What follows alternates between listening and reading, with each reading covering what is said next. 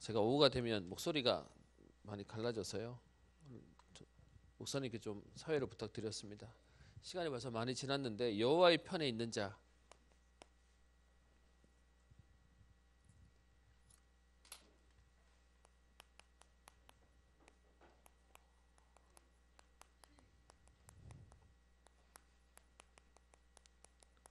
오늘 출애굽기 32장에 있는 말씀 속에 모세가 금송아지를 만들어 놓고요. 그 가운데서 뛰어놀던 사람들을 보고 지금 모세가 얘기하고 있습니다. 여호와의 편에 서 있는 자는 다 내게로 나오라 라고 얘기할 때 이때 반응하고 나왔던 사람들이 있습니다. 그 사람들이 레위 사람들인데요. 부제를 잡는다면 언약 가진 자라는 말씀을 함께 좀 나누려고 합니다. 세상은 흔히 얘기합니다. 능력 있고 실력 있어야 된다고 얘기합니다. 그런데 성경은 그렇게 말하지 않고요. 하나님의 언약 있는 자면 된다고 얘기합니다. 여러분 한번 보시면 그 우리 오전 메시지와 연결해서 보는 건데요. 오전에 이스라엘 백성이 지금 금송아지 만들어 놓고 거기서 뛰어놀았습니다. 그 뛰어놀던 사람들 가운데 우상 숭배하는 사람 가운데 레위 사람은 있었겠습니까? 없었겠습니까? 사실 성경은 말하지 않고 있기 때문에 정확하게는 말 못하겠습니다. 그들 중에 혹시 과거가 있을 사람도 있습니다. 너무 많은 사람들이요. 사실은 과거에 매여 있습니다. 오늘 한 친구가 제가 자꾸 대구 뭐라 한다고 얘기하는데 저도 대구 사람입니다. 대구를 뭐라 하는 게 아니고 우리도 모르게 딱 걸려있는 것에 대한 부분들을 얘기하고 있습니다. 그래서요. 대구를 뭐라 하는 게 아니라 우리도 모르게 틀에 딱 걸려 있습니다.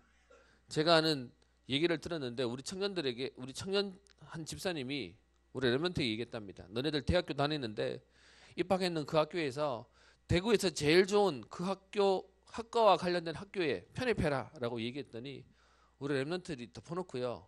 안 됩니다. 못합니다. 라고 얘기했답니다. 그 학교 갈 실력이 있으면 지금 여기를 다니겠습니까? 라고 얘기했다는 겁니다. 뭐냐? 우리도 모르게요. 딱 걸려버려서 꿈도 못 꾸고 있는 우리의 모습으로 살아가고 있는 겁니다. 그게 우리를 잡고 있는 틀입니다. 그래서 여러분 지금까지 우리가 이렇게 살았다. 그것 때문에 앞으로 그렇게 더 살라고 하는 이유 있습니까? 반대로 그렇게 살았기 때문에 그렇게 살지 말아라 이 말도 아니지만 우리도 모르게요. 딱 걸려서 살고 있습니다. 이것이 우리가 올무가 되고요. 이것이 우리에게 함정이 되어서 그 정도밖에 못 보고 사는 것이 우리의 모습입니다. 제가 자주 말씀드리는 내용들 속에 저는 교회에서 자라면서 너무 많은 교회 얘기들을 들었습니다. 그래서 이 복음과 언약이 중요하기 때문에 언약이 너무 중요하다 보니까 사실 오늘 목사님 앞에 찬양인도 하시는 부목사님 찬양인도 하시는 거 보면서요. 제가 부목사님 아마 기억 못 하실 건데 제가 부목사님에 대한 에피소드가 하나 있습니다. 한참 저희 교회가 이렇게 막 다락방 하기 전이니까 주일날 오후 예배 때는 행사를 많이 했을 때였습니다. 혹시 우리 장로님들 기억하실 거 우리 권사님들 기억하실 텐데 예전에 뭐가 있었냐 하면 가족창 경연대회 하겠습니다 라고 해서 가족들끼리 나와가지고 이렇게 특성하고 그거 가지고 이제 상을 주고 하는 거였습니다. 뭐 잘하느냐 이거보다 그냥 교회가 같이 이렇게 문화로 즐기는 거였습니다. 그때 우리 목사님과 동생 둘하고 같이 교회를 오는데 가족창이라고 오다 보니까 주로 어른분들이 교회를 다니시는 분들 중심으로 해서 교회 신청해서 찬양을 하는 겁니다. 근데 이제 부모님이 안 계시는 이제 목사님이다 보니까 한참 이제 분위기가 막 이렇게 재밌게도 하고 뭐 이렇게 은혜롭게도 하고 하는데 목사님이 뒤에서 막 얼굴이 벌개져 있는 겁니다. 그때만 해도 청년이었죠. 그러더니 뭐라 하더니 이제 나오셨어요. 그러면서 보니까 본인 동생 둘 말고 그 당시에 부모님 안 다니는 애들 다 데리고 나와가지고 하는 말이 가족창 경연대를 하는데 우리처럼 안 믿는 사람들은 어떻게 하라는 겁니까? 우리도 가족입니다. 이래가지고 나오셔가지고 찬양하셨어요. 혹시 이 기억 있으신 분 계십니까? 목사님 혹시 기억나시나요? 네. 제가 그때 보면서요. 사실은 약간 도전받은 게 뭐였냐 하면 저는 당연히 교회 안에 저희 집이 다 믿는 사람이니까 그냥 가족창 경연대 하면 은혜롭게 하면 되지라고 생각했는데 그때 저런 사람은 저것도 상처가 될 수 있고 저것도 불편할 수 있겠구나.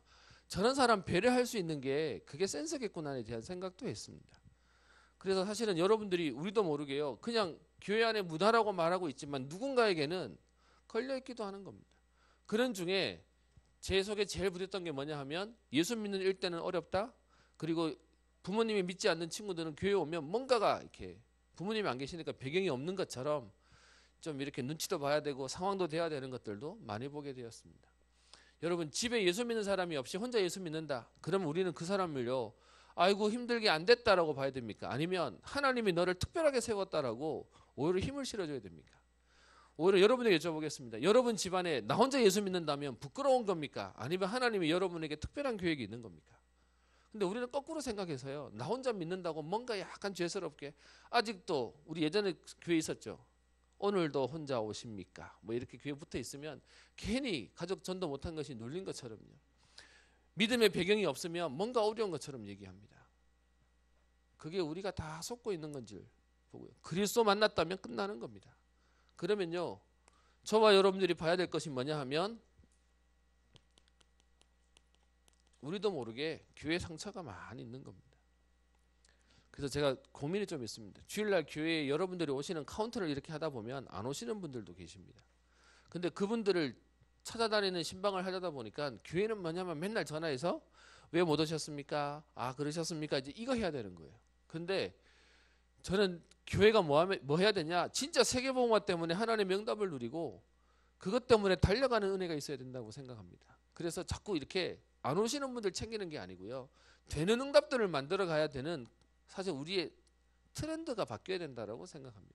그렇다고 뭐 여러분 안 챙기겠다 이런 말을 얘기하는 게 아니라 우리도 모르게 교회는요 항상 기다려야 되고 항상 옆에서 뭔가 삐져야 되고 하는 겁니다. 사실 저희 교회 새벽 기도에 맨날 오시는 권사님이 한 분 계시는데 새해 들어오셔가지고 안 오시는 거예요. 처음에만 해도 뭐 일이 있으신가 보다라고 했는데 한 주 안 오시고 또 좀 지나고 나니까 2주 안 오시고 그러다 한 달째 안 오시는 겁니다. 그러니까 처음에는 일이 있으신가 보다라고 생각했다가 한 달쯤 되니까 마음에 드는 생각이 뭘까요? 뭐 실수했나? 저도 모르게요. 상처라고 맨날 얘기하면서 저도 모르게 상처에 또 걸려 있는 겁니다. 그게 우리가 가지고 있는 딱 배경인 겁니다. 그러니까요.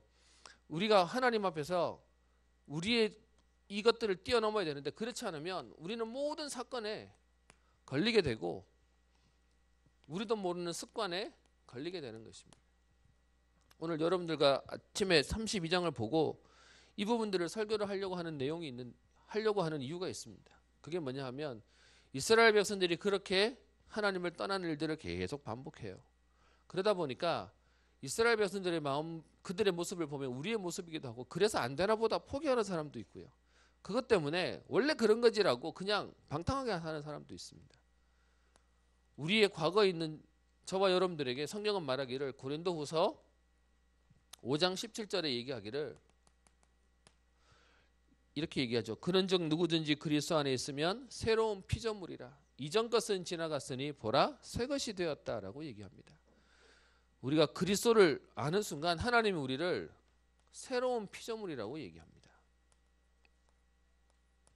근데 여전히 우리의 과거에 걸려가지고 잡혀 있는 겁니다. 그래서 여러분 사실 저희 교회 조심스러운 게 하나 있는 게 저희는 너무 오랫동안 봤습니다. 그러다 보니까 우리의 과거에 옛날에 그 사람 실수한 거 다 알아요. 그러니까 우리 중에 누가 한 사람이 일어나면 우리는 뭐부터 생각나냐 하면 걔 옛날에 이랬는데 이게 우리가 너무 강한 겁니다. 여러분 이게 잘못하면 그렇게 말하면 우리 전부 다 안 되는 거예요. 하나님이 안 되는 우리도 복음 때문에 되게 하실 겁니다. 여러분 오늘도 포럼하는 저는 오늘 나영이가 포럼하는 거 저것만 해도 기적이라고 생각합니다. 앉아 있는데 이러고 있길래 어깨 펴라 했더니 떨려요 하더라고요. 근데 여러분 저런 포럼하는 친구가 어느 날 그리스도로 담나서 하나님이 쓰시는 중요한 제자로 쓰이는 겁니다. 아멘? 그러면 여러분 그렇게 하나님이 쓰실 건데 문제는 너무 잘하는 이 사람은 안 될 것 같아요. 그게 우리가 걸려있는 갈등이거든요. 로마서 8장 1절 2절에 얘기합니다. 그러므로 이제 그리스도 예수 안에 있는 자에게는 결코 정죄함이 없느니 그리스도 예수 안에 있는 생명의 성령의 법이 죄와 사망의 벌에서 너를 해방하였음이니라 라고 얘기합니다. 하나님은 우리의 과거를 묻지 않으세요. 거기에 대한 부분을 오늘 잠깐 여러분과 보려고 합니다. 사실은 오늘 내용을 보기 위해서 야곱의 12아들을 조금 보려고 하는데요. 야곱이 아들도 많이 낳았죠. 저는 넷인데 저보다 훨씬 더 많이 낳았습니다. 이 사람 얘기가 창세기 29장 15절부터 죄송합니다. 1절부터 30장 24절까지 야곱이 아들 내용만 쭉 나옵니다. 여러분 사실은 이 내용 보면 되게 안타까운 게 있어요. 여러분 아시는 야곱에게는 부인이 몇 명이었죠? 4명이었습니다. 첫 번째 부인이 레아였고요. 두 번째 부인이 라헬입니다. 근데 야곱이 라헬을 사랑합니다. 근데 성경은 되게 재밌게요. 29장 30절에 보시면 라헬은 사랑받는데 레아가 사랑받지 못함을 보시고 하나님이 레아에게는 태를 여셨으나 라헬에게는 태를 여시지 않았다라고 되어 있습니다. 그래가지고 이들이 아이를 낳는 이제 경쟁을 벌이기 시작하는데요. 오늘 이름을 좀 쓰겠습니다. 이게 뒤에랑 연결이 되기 때문에 좀 쓰겠습니다. 첫 번째 자식을 낳았는데 이름을 루벤이라고 짓습니다. 근데 레아의 자식으로 루벤을 짓거든요. 근데 이 이름의 뜻이 뭐냐 하면 레아가 자기가 남편에게 사랑받지 못하는 걸 알아요. 근데 자식을 하나 낳아놓으니까 이제 내가 이 아들 때문에 남편에게 사랑받겠구나 라고 해서 이름을 지어요. 그래서 그 이름이 뭐냐 하면 보라 아들이다 라는 뜻이 루벤이에요. 다른 말로 내 아들 낳았으니까 이제 남편이 나를 돌봐줄 거야 라고 생각하는 겁니다. 근데 문제는요, 애 낳았는데도 불구하고 야곱이 거들떠도 안 봐요. 그러니까 그 다음에 아들을 하나 더 낳습니다. 그 아들 이름이 뭐냐 하면 시므온입니다. 그러니까 이제는 둘쯤 낳았으니까 하나님이 내 지금 고통을 보시고 내게 아들을 하나 더 주셨구나. 들으심이라는 이름의 시므온이라고 아들을 또 이름 짓습니다. 근데 문제는 둘 낳아놓고도요, 야곱의 관심은 자기에게 없네. 그런데 아이를 또 하나 놓습니다. 그래서 세 번째 놓은 아이 이름이 레위입니다. 여러분 레위 이름의 뜻이 뭐냐면 이 내용은 여기 기록되어 있습니다. 이제는 내 남편이 아들을 셋쯤 낳았으니까 이제는 나와 연합해서 나와 함께 있을 거야 라고 해서 이름 뜻이 뭐냐 하면 연합함이라는 뜻입니다. 근데 문제는요, 셋 낳는데도 불구하고 또 거들떠도 안 봐요. 그러다가 네 번째 아들이 또 나와요. 그 네 번째 아들 이름이 뭐냐 하면 우리가 알고 있는 유다입니다. 예수님의 지파가 나왔던 유다라는 뜻의 이름은 뭐냐 하면, 여러분 아들 셋 놓으면 대단하다 하는데 넷이나 낳았으니까 내가 하나님을 찬송합니다. 이제는 우리 남편이 돌아오겠죠 라고 해서 찬송합니다라는 뜻의 유다라는 이름을 씁니다. 근데 안타깝게도요, 이러고도 남편이 안 돌아와요. 그래서 이 상황이 되어 있는 것들을 보고 라헬이 가만 안 있는 겁니다. 근데 문제는 라헬 본인은 애를 못 낳네요. 그러니까 어떻게 하죠? 라헬이 자기의 첩 빌하를 데려다가 애를 낳게 만듭니다. 그래서 여기 빌하라는 라헬의 심부름하던 친구입니다. 이 친구가 이제 애를 낳습니다. 그래서 이름을 뭐라고 짓냐? 단이라고 짓습니다. 이 단이라고 이름 짓는데 이 이름을 라헬이 지으면서 뭐라고 얘기하냐? 하나님이 언니는 넷이나 낳았는데 이제 드디어 내게도 비록 자기 몸종이지만 애를 낳게 해주셨으니까 감사합니다라는 이름으로 해서 하나님이 나의 억울함을 푸셨습니다라는 뜻으로 단이라고 이름을 지어요. 그러다가 자기는 애를 못 낳는데 비라가 또 애를 놓네요. 그래서 짓는 이름이 뭐냐 하면 납달리라고, 다음에 아들을 낳는데 납달리라고 짓습니다. 그러니까 이제 뭐라고 얘기하냐? 4대 2가 됐어요. 그래서 드디어 경쟁할 수 있다라고 해서 경쟁함이라는 뜻의 이름을 짓습니다. 여러분 집안 분위기를 보니까 이해되시죠? 엉망입니다. 이렇게 되니까 이제는 뭐냐? 레아가 라헬은 못 넣는데 비라가 둘씩 넣으니까 또 다시 이제 또 경쟁이 된 겁니다. 그래서 자기도 니만 몸종이 있냐? 나도 있어. 이래가지고 레아가 자기의 몸종인 실바를 데려다가 애를 낳습니다. 그래서 그 다음 짓는 이름이 갓이라고 이름을 짓고요. 복댐, 그 다음에 아셀이라고 해서 이름을 짓습니다. 이 상황쯤 되니까 성경은 보면 재밌는 표현이 요 다음에 이제 얘기합니다. 하나님께서 라헬을 돌보셔서 태를 여셨다라고 돼서 이제서야 라헬이 애를 놓습니다. 그 사람 이름이 뭐냐? 우리가 알고 있는 요셉입니다. 여기까지 되어 있는 부분이 죄송합니다. 저 하나 빠뜨렸네요.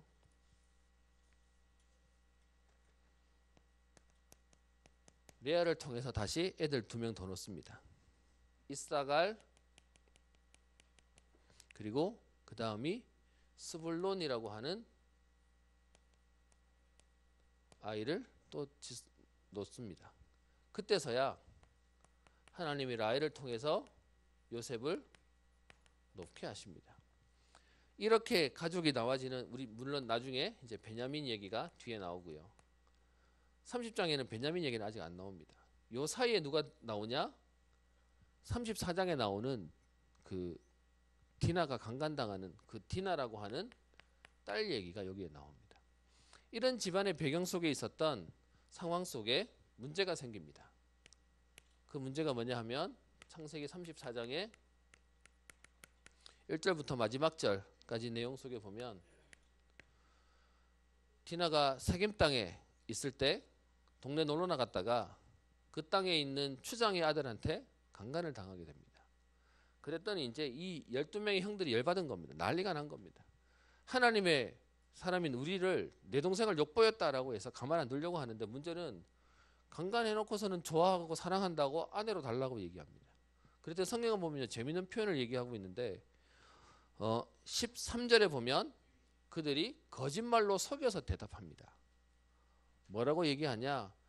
우리가 내 동생을 주려면 언약이 없으면 안 되니까 당신들 가족이 전부 다 할례 받으면 그러면 생각해 볼게 라고 얘기합니다.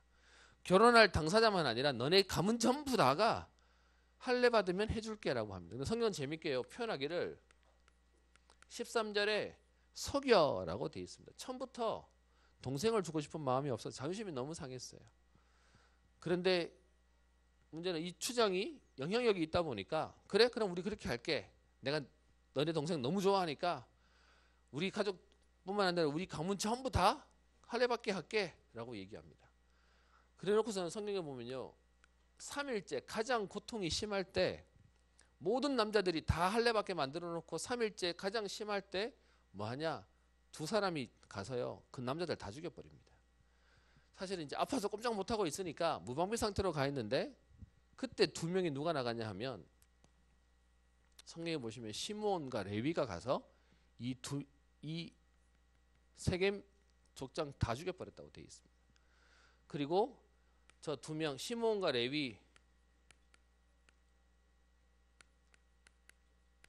말고 이 2사람이 가서 남자들 다 죽이고 자기 동생을 데리고 오니까 그 얘기를 들은 나머지 아들들이 뭐하냐? 그 시체가 널브러진 데 가가지고 모든 것을 약탈해 오는데 가서 아이들, 여자들, 짐승들, 재물들 몽땅 가지고 돌아오게 됩니다. 이걸 보고 이제 야곱이 충격받는 거죠. 그래서 하는 말이 우리는 적은데 저들은 많은데 큰일 났다. 그래서 뒤에 35장에 보면 베델로 올라가서 기도하는 내용이 나옵니다. 제가 오늘 얘기하는 이유는 사실은 이렇게 얘기하면 야곱에게는 어마어마한 과거의 상처가 있고 어마어마한 문제가 있습니다. 이것 때문에 하나님이 문제를 주실 거라고 걱정하면서 베델 앞에 올라가는데 하나님 앞에 올라갔더니 하나님이 축복하시고 살리시는 응답은 있지만 문제는 이게 계속 마음에 남나 봐요. 그래서 그 뒤에 보시면 죄송해요 좀 지우겠습니다. 공간이 안 나올 것 같아서요. 이 언약이 뒤에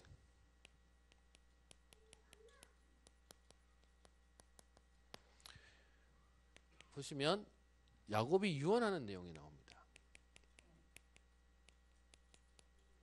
그 내용이 창세기 49장 1절부터 33절에 보면 야곱이 마지막 죽기 전에 자신의 12아들을 놓고 유언하는 장면이 나옵니다. 잠깐만 한번 보시겠습니다. 창세기 49장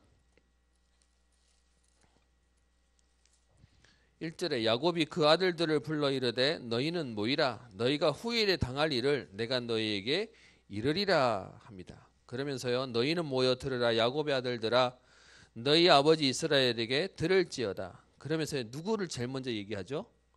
르우벤이요. 오늘 여기서 제가 일부러 써놨습니다. 르우벤에 대한 유언하는 내용이 오늘 여기 본문에 나옵니다. 르우벤아 너는 내 장자요 내 능력이요 내 기력의 시작이라. 위풍이 월등하고 권능이 탁월하다 마는이라고 하면서 장자로서 받는 모든 응답이 네게 와 있다. 그런데 뒤에 보세요. 4절에 물의 끓음 같은즉 너는 탁월하지 못하리니 내가 아버지의 침상에 올라 더럽혔음이로다. 그가 내 침상에 올랐었도다라고 되어 있습니다. 이 내용이 뭐냐 하면 창세기 35장 22절에 보면 라헬이 베냐민을 놓다가 죽어요. 그러고 나니까 아까 라헬의 몸종이었던 빌하에게 루벤이 가서 동침해버렸다라고 하는 기록이 있습니다. 그러니까 그리고 재밌는 건요. 이 얘기를 이스라엘 야곱이 들었는데 들어서 알고는 있는데 가만히 있어요. 제가 성경 보면서 되게 재밌는 게 우리가 알고 있는 야곱은 되게 이렇게 드센 친구잖아요. 천사랑 실험해가지고 천사가 못 이기겠다고 환도뼈를 건드릴 만큼 힘이 있었던 사람인데 말년에는요 사실 힘 하나도 없어요. 디나가 아까 강간당할 때도요 이 얘기를 들은 야곱이 꼼짝도 못해요. 그냥 아들한테 말해놓고는 아무것도 못해요. 루벤이 사실은 자기의 부인이고 어떤 면에서는 다른 엄마잖아요. 근데 이렇게 잠자리를 하는 것들을 보고 꼼짝도 못하고 있는데 오늘 얘기하기를 루벤이 받아야 할 응답이 딱 꺾여요. 그래서 오늘 얘기하는 장자로서의 모든 응답이 있었지만 그것이 없어졌다. 그래서 오늘 제가 제목을 언약의 흐름이라고 얘기하는 겁니다. 그래서 루벤이 꺾여요. 그럼 여러분 그 다음에 나와야 될 사람이 누구죠? 두 번째면 시몬 나와야 되죠. 그래서 보시면 근데 시몬을 얘기 안 하고요. 5절 보세요. 시몬과 레위는이라고 해서 같이 통해서 얘기해 버립니다. 얘기하기를 그들은 형제요 그들의 칼은 폭력의 도구로다. 내 호나 그들의 모의에 상관하지 말지어다. 내 영광아 그들의 집회에 참여하지 말지어다. 그들이 그들의 분노대로 사람을 죽이고 그들의 혈기대로 소의 발목 힘줄을 끊었음 이로다. 그 노여움이 혹독하니 저주를 받을 것이요 분기가 맹렬하니 저주를 받을 것이라. 내가 그들을 야곱 중에서 나누며 이스라엘 중에서 흩으리로다라고 해서 보면 시몬과 레위가 언약으로서는 탈락해야 되는 상황이 와버리는 겁니다. 그럼 오늘 여러분들에게 조금 성경 아시는 분이라면 질문이 하나 생기는 거죠. 시몬은 여러분 잘 모르실 수도 있는데 여러분 알고 계시는 레위는 어떤 사람이죠? 레위 지파 하나님 앞에 쓰임받은 사람이에요. 그러면 지금 이 언약의 흐름으로 얘기하면 레위 지파는 가망이 없어야 돼요. 근데 이게 바뀌는 사건이 생깁니다. 보시면 이후에 가나안 땅 들어가기 전에요. 모세가 유언하는 장면이 나옵니다. 모세가 유언하는 장면은 신명기 33장 1절부터 마지막 절까지의 내용이 나오는데요. 신명기 33장으로 잠깐 넘어가 보겠습니다.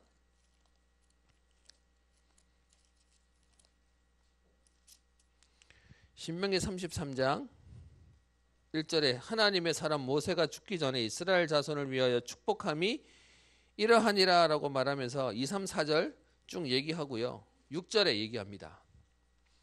당연히 누구부터 얘기할까요? 또 루벤부터 얘기하겠죠. 그래서 루벤 얘기를 꺼냅니다. 장자니까. 루벤 얘기를 꺼내는데 어떻게 얘기하죠? 루벤은 죽지 아니하고 살기를 원하며 그 사람 수가 적지 아니하기를 원하나이다 라고 얘기합니다. 왜 이런 얘기를 했을까요? 아니 이렇게 잘 되기를 바라는 축복을 해야 되는데 안 죽었으면 좋겠고 살아남은 수가 많았으면 좋겠고 라고 얘기합니다. 왜냐? 사실은요 루벤이 외세의 침입을 가장 먼저 받아서 제일 먼저 멸망한 지파가 됩니다. 그러니까 그 이유가 있어요. 여러분 아시는 그 갈릴리 바다고요. 요단강이고요. 여기가 사해입니다. 갈릴리보다 사해가 조금 더 크기 때문에 제가 이렇게 그렸습니다. 사실은 하나님이 약속하신 땅이 이쪽 땅이에요. 요단강 건너편이요. 근데 출애굽해서 요단강 앞에 와가지고 건너가는 거잖아요. 근데 여러분 여호수아 1장을 보시면 이 건너가지 않고 이스라엘 백성들의 세 지파, 두 지파 반이 그냥 우리는 이 땅에 그냥 남았으면 좋겠어요 라고 해서 남습니다. 그 남는 지파 가운데 요 땅을 차지한 지파가 어디냐 하면 루벤 지파입니다. 그러니까 사실은 외세가 여기서부터 침입해서 들어왔거든요. 그러니까 제일 먼저 망한 나라가 되는 겁니다. 그래서 여러분 언약이라는 게 얼마나 무섭냐 하면 모세가 이렇게 얘기하는데 실제로 이후에 제일 먼저 망한 나라가 루벤이 됩니다. 그래서 모세가 얘기하기를 죽지 않고 살았으면 좋겠고 많이 살아남았으면 좋겠다라고 얘기합니다. 여러분 그리고 난 뒤에 6절 뒤에 7절을 얘기하면 누가 나와야 되죠? 순서대로 얘기하면 시몬이 나와야 됩니다. 근데 아예 시몬은 언급도 안 나와요. 그리고 그 다음에 세 번째 얘기하는 누가 나오죠? 레위가 언급돼요. 시므온이 언급 안 된 이유는 있습니다. 사실은 여기서 이미 흩어질 거라고 얘기하는데 시므온은 이 땅에 들어가서 땅을 유산으로 받습니다. 여러분 혹시 검색해 보실 수 있으면 12지파가 차지한 가나안 땅 이렇게 검색해 보시면 쭉 차지한 땅이 있습니다. 제일 밑에 브엘사바를 중심으로 한 땅이 있는데 이 땅이 너무 척박하기도 하고요. 그래서 그들이 그 땅에서 우리끼리는 못 먹고 살겠다. 유다의 동맹 맺자라고 해서 나중에 유다랑 합병되어져서 흩어져서 정말 성경대로 야곱이 유언한 대로 시므온은 흩어져서요. 나중에 지파로서의 역할이 사라져 버립니다. 근데 여러분 아시는 12아들인데 12지파가 되잖아요. 12지파가 어떻게 되냐? 나중에 그 요셉 이후에 요셉이 두 지파로 나눠집니다. 에브라임과 므낫세로. 그렇게 한 지파씩 차지하고 시므온이라는 지파는 사라져 버립니다. 그런데 신기한 건 뭐냐 하면 레위 지파에 대한 예언이에요. 레위 지파는 다릅니다. 뭐가 다르냐 보십시다. 7절에 유다에 대한 부분 순서를 거꾸로 해서 네 번째인 유다를 먼저 얘기하고요. 8절에 보면 레위에 대하여 일러스되라고 얘기하면서 주의 둠님과 우림이 주의 경건한 자에게 있도다라고 얘기합니다. 우림과 둠님이 지금 어떻게 사진으로도 못 보여드려요. 뭔지를 아무도 모르니까요. 근데 여기에 대한 기록은 출애굽기 28장 30절에 보면 제사장에 대한 옷을 만들 때 가슴에 판결하는 흉패로 우림과 둠님을 넣으라고 하는 내용이 나와요. 그래서 그러면 우림과 둠님에 대한 부분들을 얘기한다는 건 뭐가 되는 거죠? 제사장 가문이 되는 거예요. 거기에 대한 예언을 지금 하고 있는 겁니다. 그러면서 9절에 얘기합니다. 그는 그의 부모에게 대하여 이르기를 내가 그들을 보지 못하였다 하며 그의 형제들을 인정하지 아니하며 그의 자녀들을 알지 아니한 것은 주의 말씀을 준행하고 주의 언약을 지킴으로 말미암음이로다. 그래서 주 앞에 분향하고 온전한 번제를 주의 제단 위에 드리리로다. 11절에 그 레위 자손들을 대적하는 자는 또 그들을 미워하는 자는 허리를 꺾으사 다시는 일어나지 못하게 하옵소서라고 모세가 유언하고 죽습니다.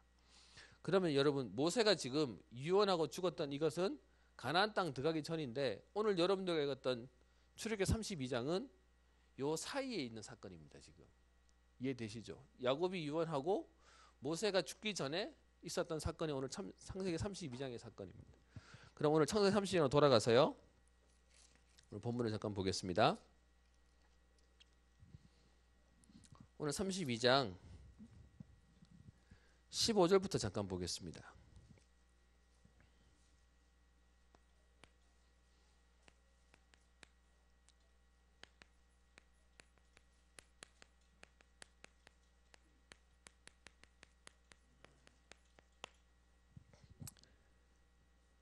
모세가 돌이켜 산에서 내려오는데 두 증거판이 그의 손에 있고 이 증거판은 31장 18절에 보시면 여호와께서 시내산에서 모세에게 말씀하시는 것을 마치신 때에 말씀으로 안 끝내고 증거판을 손에 쥐어 들게 만드셨어요.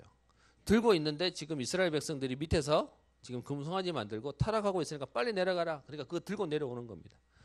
들고 내려오는데 32장 15절에 그의 양손에는 증거판이 담겨져 있고 16절에 이 판은 하나님이 만드신 것이요 글자는 하나님이 쓰셔서 판에 새기신 것이더라 라고 얘기합니다. 하나님이 돌판에 새겼다는 얘기는 그만큼 하나님의 약속은 유효하다는 것이죠. 그렇게 해서 내려오는데 17절에 여호수아가 백성들의 요란한 소리를 듣고 얘기합니다. 진중에서 싸우는 소리가 납니다. 그랬더니 모세가 얘기합니다. 승전가도 아니고 패하여 부르짖는 소리도 아니고 내가 듣기에는 그들이 노래하는 소리다 라고 합니다. 여기서 노래하는 어떤 의미의 노래죠? 자기들 기분에 좋은 거예요.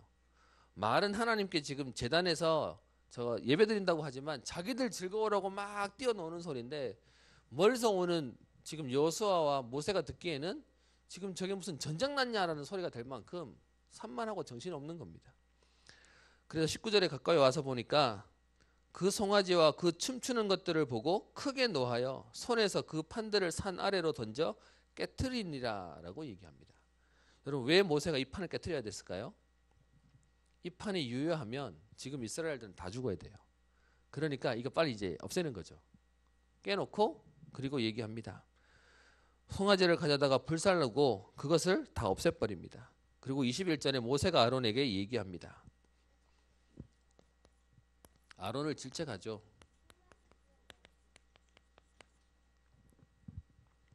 모세가 아론에게 이르되 이 백성이 당신에게 어떻게 하였기에 당신이 그들을 큰 죄에 빠지게 하였습니까? 22절 아론이 얘기하기를 내 주여 노하지 마소서 원래 이 백성들이 악하였음을 당신이 알지 않습니까? 핑계대는 겁니다.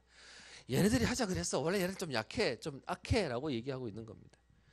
그러면서 23절 그들이 내게 말하기를 우리를 위하여 우리를 인도할 신을 만들라.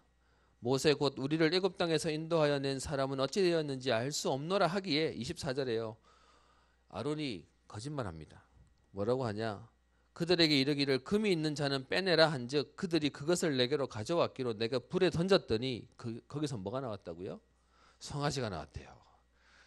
이게 말이 됩니까? 분명히 여러분 앞에 32장 앞부분을 보면 뭐라고 되어 있죠? 32장 4절에 보면 금고리를 받아 부어서 뭐로 했다고요? 조각칼로 새겼다고 돼 있어요. 만들었다고 얘기하는데 지금 아론이 급하니까 거짓말하는 겁니다. 어떻게 부어서 녹였는데 그게 금송아지가 나왔다면서 그렇게 얘기하는 거죠. 그래서 이 송아지가 나왔습니다. 그때는 25절에 모세가 얘기합니다. 백성이 방자하니 여러분 하나님 앞에서 즐겁게 뛰어노는 것과 하나님 앞에 즐거운 마음으로 찬양하는 것과 방자한 건 다른 거예요.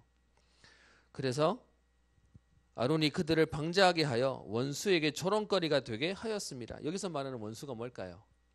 사단을 말하는 거겠죠. 그래서 26절에 이 안타까운 상황 속에 모세가 얘기합니다. 뭐라고 얘기합니까? 26절 같이 읽습니다. 시작. 이에 모세가 진문에 서서 이르되 누구든지 여호와의 편에 있는 자는 내게로 나오라 하매 레위 자손이 다 모여 그에게로 가는지라 라고 되어 있습니다. 여러분 여기서 인생 역전이 생겨요. 무슨 얘기냐? 시몬과 레위가 레아의 이거 디나 사건에서 완전히 망해야 되는 시몬과 레위입니다. 그런데 지금 가장 문제가 있는 상황 가운데 여호와의 편에 서 있는 자 나오라라고 얘기하는데요. 이때 누가 나오냐? 레위 사람이 나와요. 여러분 이 얘기는 사실은 레위 사람이 제사장 가문으로 세워지기 전이가 이 사건입니다. 그래서 아직 이때만 해도 레위 가문이 제사장의 역할을 해라라고 만들지 않았어요.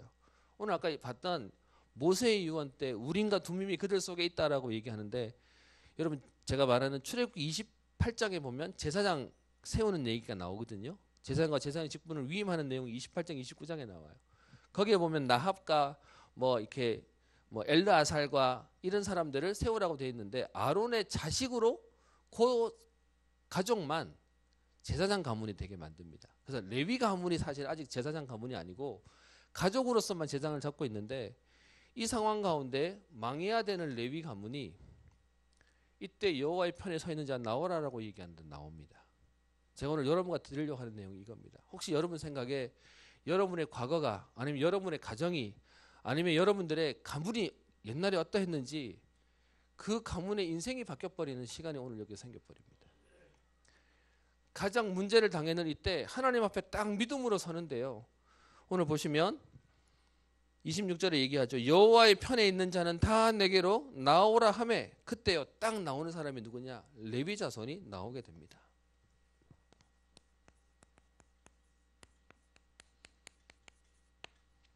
그 레위 자손에게 27절에 모세가 명령합니다. 이스라엘의 하나님 여호와께서 이렇게 말씀하시기를 너희는 각각 허리에 칼을 차고 진 인문에서 전문까지 왕래하며 각 사람이 그 형제를 각 사람이 자기의 친구를 각 사람이 자기의 이웃을 죽이라 하셨느니라. 무슨 말입니까? 우상 숭배하는 저들을 죽이라는 겁니다. 근데 그들 중에는 누가 있냐? 내 가족도 있고요. 거기에 내 이웃도 있고요. 심지어 거기에는 오늘 말씀 속에 얘기하는 것 속에 우리의 형제 친구도 있었다라고 얘기합니다. 그런데 그들이 하나님 말씀대로요. 우상 숭배하는 그들을 쳐요. 이 내용이 여러분 신명기 33장에 보시면 그 내용이 나와 있죠. 아까 전에 보다가 돌아왔는데 신명기 33장 아까 말씀 속에 보면 그 얘기를 말하고 있습니다. 잠깐 한번 볼까요?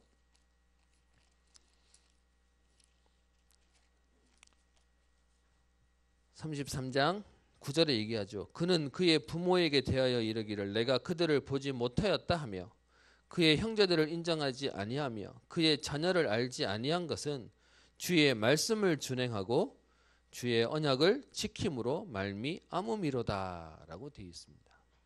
여러분 어떤 면에서는 가족과 아는 사람, 친구, 형제까지 죽였다라고 하면 되게 잔인해 보입니다. 근데 오늘 레위 사람이 뭐에 움직였다는 겁니까? 하나님의 말씀을 준행하고 그리고 언약을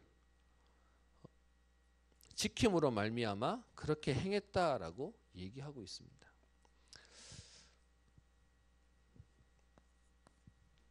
그래서 레위 자손이 이때 이후로 성경의 뒤에 보면 이 사건 이후에 레위 자손이 제사장 가문이 되어지는 내용들이 이제 뒤에 나옵니다.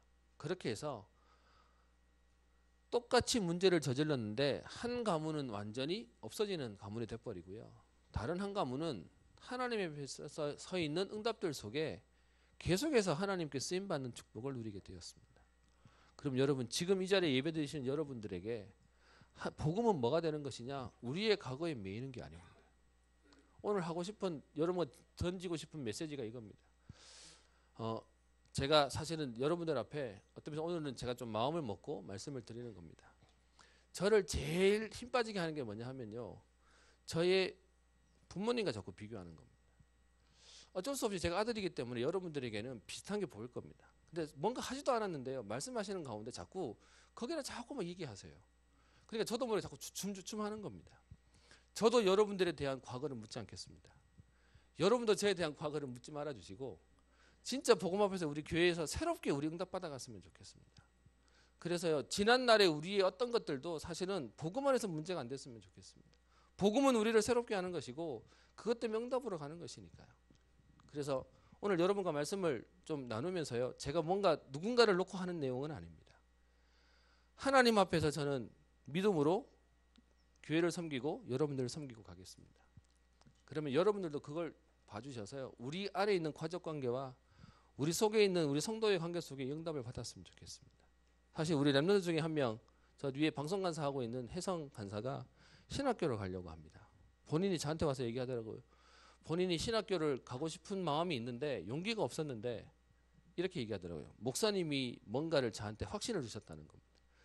저는 가라고 한 적 없습니다. 근데 본인이 뭔가 저의 메시지를 듣는 것 속에 확신이 생겼다는 겁니다. 제가 한마디 했습니다.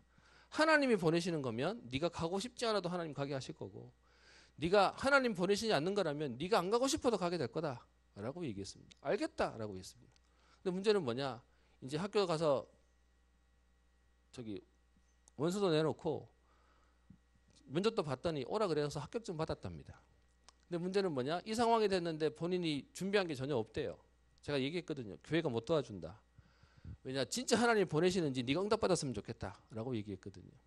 근데 문제는 주변에 있는 분들이 자꾸 세상에다 얘기한답니다. 진짜 갈 거냐라고 묻는답니다. 진짜 갈 거냐고 묻는 것 속에 긍정적인 거냐 부정적인 거냐에 대한 사람마다 뉘앙스는 다르겠죠. 그랬더니 이제 저 친구가 이제 중간에서 옆에서 계속 눈치가 보이나 보더라고요. 저는 모르겠습니다. 근데 하나님이 하시는 거라면 하실 겁니다. 그죠? 제가 혜성 간사를 사실 예를 든 건 뭐냐 하면 우리 안에 우리가 너무 보는 것들이 많습니다. 그러다 보니까 그 보는 것들로 우리도 모르게 딱 이렇게 멈춰 있는 겁니다. 좀 다르게 말하면 저한테는 여기 있는 은주 청년이 어릴 때 저 주연이 데리고 다니던 꼬만할 때 생각이 있습니다. 그러니까 머릿속에는 항상 뭐밖에 없냐 하면 그때 걔가 이만큼 커가지고 좀 있으면 시집가게 생겼어요. 우리의 생각 가운데 자꾸 멈춰있는 과거를 넘어섰으면 합니다. 그러면서 오늘 여러분께 하나 더 얘기 드리는데 이렇게 이 사건을 벌이고 난 뒤에 하나님이 지금 이스라엘 백성들을 다시 세우는 장면이 나옵니다. 이렇게 사람들을 죽이고 난 뒤에 오늘 보시면요. 29절 얘기합니다. 모세가 이르되 각 사람이 자기의 아들과 자기의 형제를 쳤으니 오늘 여호와께 헌신하게 되었느니라. 그가 오늘 너희에게 복을 내리시리라 라고 합니다. 복음 앞에 결단했더니 하나님이 그들의 완전 인생을 바꾸게 하시는 겁니다. 여러분 그래서 언약 붙잡으면 완전히 뒤집어지는 겁니다. 여러분들이 혹시 우상 배경 속에 있었습니까? 그리스도 믿는 순간 끝나는 겁니다. 하나님이 언약 붙잡는 순간 완전히 달라지는 것입니다. 성경이 얘기하는 복음의 축복은 모든 것에서 해방되어지는 겁니다. 그래 놓고서는 30절에 모세가 백성에게 얘기합니다. 너희가 큰 죄를 범했다. 내가 여호와께로 올라가서 너희를 위하여 속죄가 될까 기도하는데 하나님이 허락 안 해주시면 우린 큰일 나는 거다라고 얘기합니다. 그래서 뒤에 32장 31절에 모세가 여호와께 나아가서 우리가 큰 죄를 범했습니다. 그러나 이제 그들을 사하여 주옵소서. 그렇지 아니하면 원하건대 주께서 기록하신 책에서 내 이름을 지워버려 주옵소서라고 합니다. 여러분, 모세가 지도자로서의 지금 기도를 하고 있는데 하나님, 이스라엘 백성들을 사해 주시지 않는다면 내 이름을 생명책에서 빼주십시오라고 기도하고 있습니다. 그랬더니 33절에 모세가 여호와께서 모세에게 말씀하시죠. 누구든지 내게 범죄하면 내가 내 책에서 그를 지워버리리라. 이제 가서 내가 네게 말한 곳으로 백성을 인도하라. 내 사자가 내 앞서 가리라. 그러나 내가 보응할 날에는 그들의 죄를 보응하리라 라고 얘기합니다. 그래서 이렇게 해서 지금 백성들과 함께 내려와 있는 겁니다. 그러니까 마음이 어떠냐, 하나님이 어떻게 처리하실까 조마조마하고 있는 상황인 거죠. 근데 33장 1절에 여호와께서 모세에게 오셔서 얘기합니다. 내가 애굽 땅에서 인도하여 낸 백성과 함께 여기를 떠나 아브라함과 이삭과 야곱에게 맹세한 땅으로 올라가라. 그런데 문제는 함께 가지 않겠다라고 얘기해요. 하나님이 약속을 하셔놓으니까 너희들을 가나안 땅에 가게 해줄 거지만 나는 같이 안 갈래 라고 얘기하십니다. 그랬더니 모세가 33장 12절에 하나님께 아뢰입니다. 하나님께서 우리를 가라고 하시면서 같이 갈 자를 보내주시지 않으면 우리는 어떻게 갑니까? 그래서 하나님이 우리와 함께 가시지 않는다면 우리를 보내지 마세요. 우리끼리는 안 가겠습니다 라고 얘기해요. 그래서 하나님께서 뒤에 얘기합니다. 14절 여호와께서 이르시되 내가 친히 가리라. 내가 너를 쉬게 하리라 라고 얘기하면서 하나님이 함께 가시겠다라고 약속하십니다. 그러면서 34장에 아까 깨트려버린 그 돌판을 다시금 만들어서 주시겠다고, 전에는 아예 돌판도 만들고 기록도 해서 주셨는데 이제는 내가 다시 하나님의 언약이 유효하다고 돌판에다가 기록해 줄 테니까 이번에는 돌판을 들고 오라고 얘기합니다. 그래서 모세가 그 돌판을 만들어서 올라가서 하나님이 34장에 다시 언약을 세우셔서 이 언약이 유효한 지금 사건을 만들고 계십니다. 그런데 제가 여러분에게 지금 하려고 하는 내용은 뭐냐 하면, 그리고 난 뒤에요, 하나님께서 그 돌판을 쓰시면서 다시금 앞에 25장 26장부터 쭉 나오던 하나님의 규례에 대한 부분들을 지금 다시금 정리하시고 설명하십니다. 이제는 이스라엘 마음이 달라졌죠. 한 대 두드려 맞아보고 떠나보니까 이제는 제대로 해야 되겠다 마음에 들어서 35장 4절부터 보시면 그들의 마음이 달라집니다. 하나님께서 만들라고 하던, 오늘 얘기하고 있죠. 5절에 너희 소유 중에서 너희는 여호와께 드릴 것을 택하되 마음에 원하는 자는 누구든지 그것을 가져다가 여호와께 드릴지니 곧 금과 은과 녹과 청색 자색 홍색 실과, 이거 25장에서 얘기하던 그 얘기죠. 그렇게 해서 이것들을 만들라라고 하는데 오늘 10절에 보시면 누구 얘기하죠? 너희 마음에 지혜로운 자는 와서 여호와께서 명령하신 것을 다 만들지니라고 해서 그 사람들이 지금 이런 사람들이 일어나게 될 거다고 하는데요. 21절에 보세요. 마음이 감동된 모든 자와 자원하는 모든 자가 와서 회막을 짓기 위하여 그 속에서 모든 쓸 것을 위하여 거룩한 옷을 위하여 예물을 가져다가 여호와께 드렸으니라고 하면서요. 마음에 감동된 자 일어났다고 얘기하는 겁니다. 문제가 지나가고 난 뒤에 하나님이 그 가운데 감동된 자를 일으키세요. 그리고요, 자원하는 모든 자들이 일어나게 됩니다.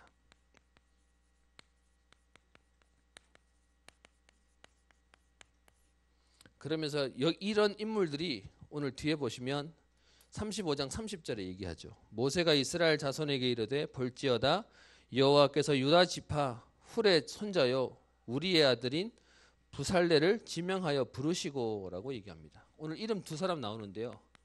부살렐, 이 사람을 어떻게 하나님 하셨냐? 31절을 얘기합니다. 35장 31절 같이 읽겠습니다. 시작. 하나님의 영을 그에게 충만하게 하여 지혜와 총명과 지식으로 여러 가지 일을 하게 하시되라고 합니다. 하나님 편에 있는 자, 이 사건이 있고 난 뒤에 언약을 받은 사람 가운데 하나님이 부살렐이라는 사람을 쓰시는데 이 사람에게 하나님의 영을 충만하게 해서 지혜와 총명으로 그에게 여러 가지 일을 하도록 하나님 축복하셨답니다. 또 뒤에요. 34절 보겠습니다. 같이 읽습니다. 또 그와 단 지파 아히사막의 아들 오홀리압을 감동시키사 가르치게 하시며 35절 읽습니다. 지혜로운 마음을 그에게 충만하게 하사 여러 가지 일을 하게 하시되라고 되어 있습니다. 그 뒤에는요. 오홀리압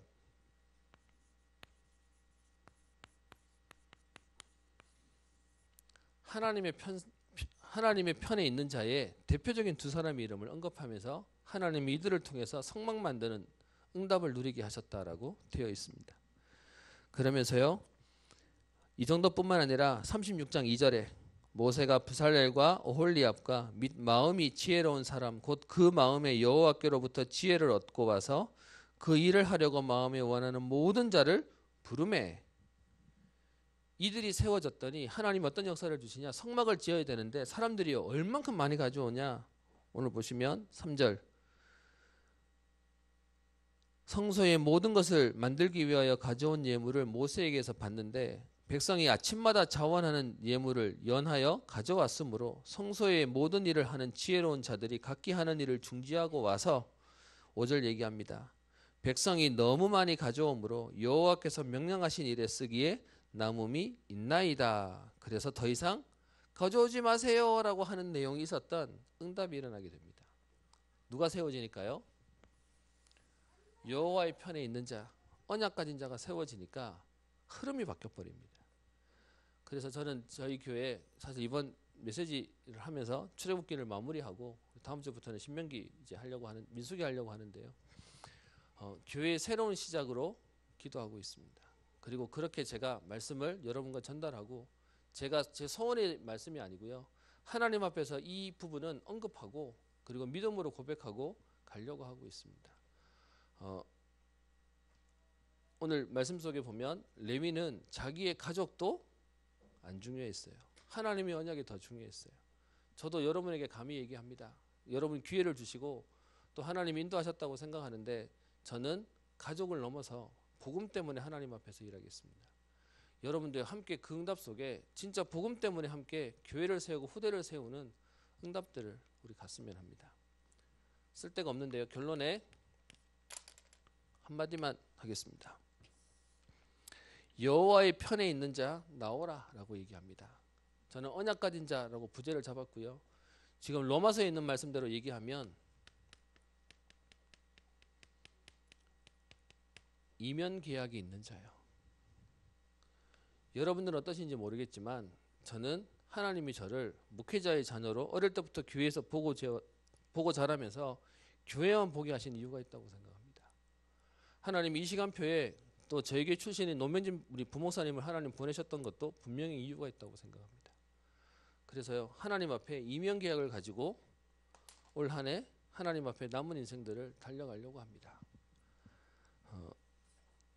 올해 우리 표 지금 여러분 보시면 저기 우리 현수막 타일을 만들었습니다. 이 일에 수고하신 장로님이 계시는데요. 제가 교회에 표를 붙이고 그래서 여러분과 함께 기도하면서 가려고 생각하고 있습니다. 주의 일을 수년 내에 나타내시옵소서. 분명히 하나님은 기도하는 여러분들을 모으셨고 여기까지 하나님 인도하셨습니다. 그 하나님의 일들을 해나가는 우리 새로운 원년이 되고요. 응답의 시작이 되기를 소원합니다. 기도합니다. 살아계신 하나님 아버지, 시므온 지파와 레위 지파가 분명히 문제 속에 흩어지게 되는 저주를 받게 되었는데 하나님 가장 문제 때 가장 어려울 때 여호와의 편에 있는 자는 내게로 나오라는 이 언약 속에 레위 자손이 중요한 하나님의 신부름들을 감당하게 되며 하나님 이 일을 통하여 복을 받게 되는 축복들을 오늘 보게 됩니다. 하나님 부살렐과 오홀리압을 통하여 하나님의 일들을 하게 하셨듯이 이 시간 하나님의 언약 잡은 이들을 통하여 저들의 가정과 가문과 후대를 통하여 주의 교회를 통하여 237개 나라를 살리며 세계를 살리며 렘넌트를 살리는 응답을 누리기를 소원합니다.